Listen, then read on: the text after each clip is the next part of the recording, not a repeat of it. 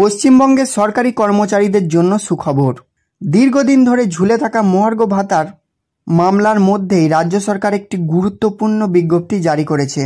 এই বিজ্ঞপ্তিতে জানানো হয়েছে ষষ্ঠ বেতন কমিশন অনুযায়ী সরকারি কর্মীরা কত শতাংশ মহার্ঘ ভাতা পাবেন এবং কোন তারিখ থেকে তা কার্যকর হবে। এতে করে বকেয়া ডিএ নিয়ে কর্মীদের মধ্যে যে চাপা উত্তেজনা ছিল তার অবসান ঘটতে চলেছে। রাজ্য সরকারি কর্মীদের বকেয়া মহার্ঘ ভাতা নিয়ে মামলাটি বর্তমানে সুপ্রিম কোর্টে বিচারাধীন।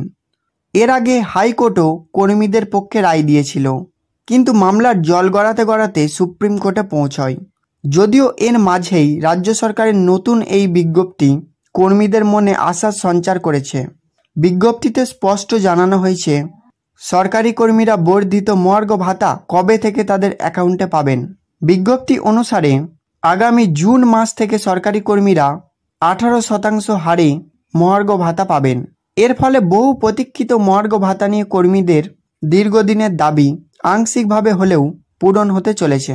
একই সাথে অবসরপ্রাপ্ত কর্মীদের জন্যও সুখবর রয়েছে। নতুন বিজ্ঞপ্তি অনুযায়ী তারাও 18% হারে ডিআর পাবেন।